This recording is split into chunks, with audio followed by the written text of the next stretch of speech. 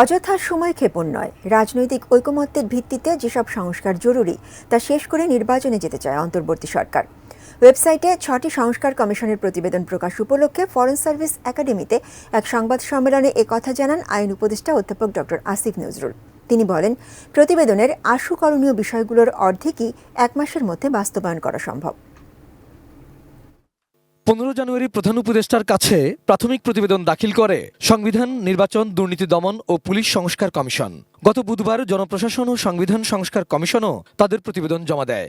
এরই ধারাবাহিকতায় শনিবার 6টি সংস্কার কমিশনেরই চূড়ান্ত প্রতিবেদন ওয়েবসাইটে প্রকাশ করা হয়েছে, যা প্রায় 2000 পৃষ্ঠার। এ উপলক্ষে শনিবার সন্ধ্যায় ফরেন সার্ভিস একাডেমিতে সংবাদ সম্মেলনের আয়োজন করে অন্তর্বর্তী সরকারের প্রধান উপদেষ্টার প্রেস উইং।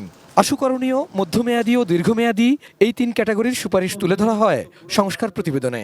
রাজনৈতিক ঐক্যমতের ভিত্তিতে যেই সংস্কারগুলো অতি জরুরি সেগুলি করার সাথে সাথে নির্বাচন প্রক্রিয়ার মাধ্যমে আমরা চলে যেতে চাই। আর রাজনৈতিক ঐক্যমত্যের লক্ষ্যে ফেব্রুয়ারি মাঝামাঝি সময় থেকে আলাপ শুরু হবে। সংবাদ সম্মেলনে 5টি কমিশনের আশু করণীয় বিষয়গুলো তুলে ধরা হয়, যেখানে নির্বাচন কমিশন নিয়োগ আইন, সীমানা নির্ধারণ আইন, কমিশন সচিবালয় আইন এবং দল ও প্রার্থীর আচরণবিধি সংশোধনের প্রস্তাব করেছে নির্বাচন সংস্কার কমিশন। এছাড়া পোস্টাল ব্যালটের পরীক্ষা নিরীক্ষা শুরু করার সুপারিশ করা হয়েছে। ব্রেকফাস্ট, টিফিন কিংবা স্ন্যাক টাইমে মজাদার আয়োজন মানে অল টাইম ব্রেড।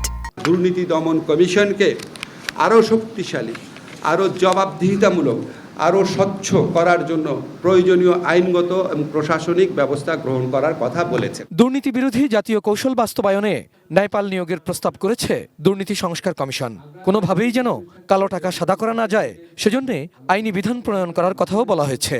এখন প্রবাসী কল্যাণ ব্যাংকের টাকা আপনি সরকারি ব্যাংক থাকতে মধুমতি ব্যাংকে রাখছেন কেন, বা পদ্মা ব্যাংকে রাখছেন কেন, যেটার সাথে আওয়ামী লীগের নেতৃবৃন্দ বা তাদের আত্মীয় স্বজন জড়িত ছিল। স্থায়ী জনপ্রশাসন সংস্কার কমিশন গঠনের সুপারিশ করেছে সংশ্লিষ্ট কমিশন।